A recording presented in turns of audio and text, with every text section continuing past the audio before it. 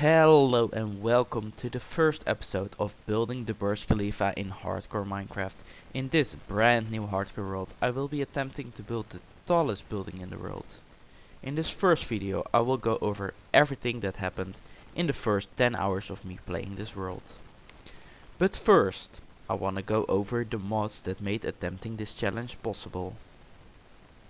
The first and most important mod to this challenge is the Shattered World Limits mod created by LSK. Without this mod, this challenge would literally be impossible, so a huge shout out to this mod. This mod changes the build height limit to an incredible height of 1024 blocks high and minus 512 blocks deep underground. And this allowed me to build really tall buildings such as the Burj Khalifa. The second mod that I want to talk about is the Distance Horizon mod created by James Seibel. What this mod does is it makes your render distance much higher while not hurting your performance. It does this by making details on faraway objects much lower, and this will definitely help with getting the full building in shot. As a third mod, I've got Rubian, which is a port of Sodium by Caffeine MC, which is just there to increase performance.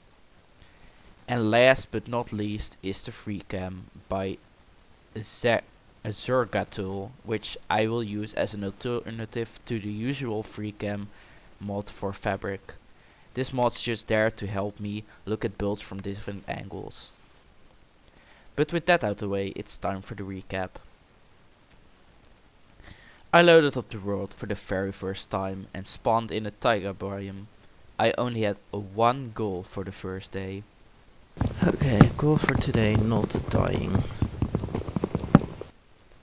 I did what everybody did on the first Minecraft day, and at the end of the day I had a nice hole in the mountain to call my home. I started digging for materials, but because of the edited ore heights, I wasn't able to find any diamonds that day. Day 2 emerged. Happy I made it through 2 hours of gameplay, I went outside to try and look for a village. I found one pretty quickly and started setting up base in the local church. Villagers were gonna be very important, since it's one of the best resources for gear, food and anything you would really want. I started creating a very simple iron farm that anybody basically will be able to set up very quickly. And getting the zombie in did feel a little bit scary, since this would also let the creeper spawn, but it all went pretty smoothly. Then came the villager breeder, which I thankfully still had 2 villagers for. No! I then started creating the eventual villager trading hall. I know, doesn't look great.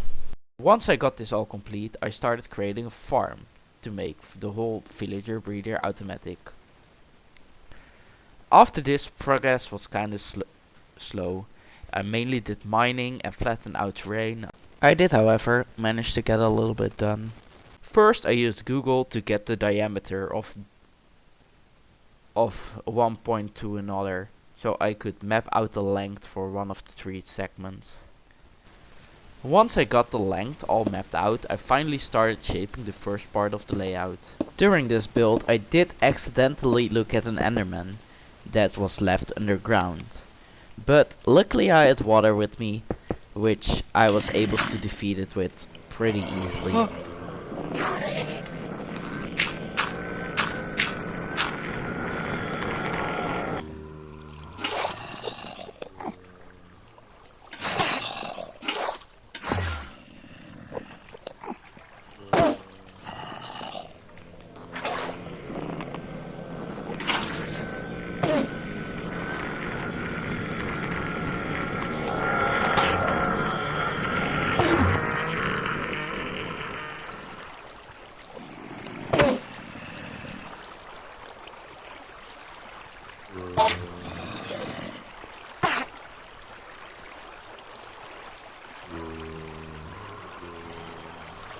Even though this part was straight on and not at an angle like the other parts will be, this was quite hard to pull off.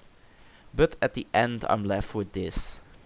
I know it's not much right now, but I did a lot of digging, which took away much time.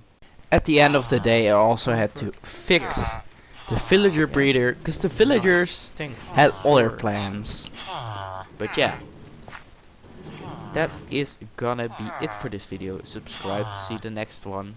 Bye.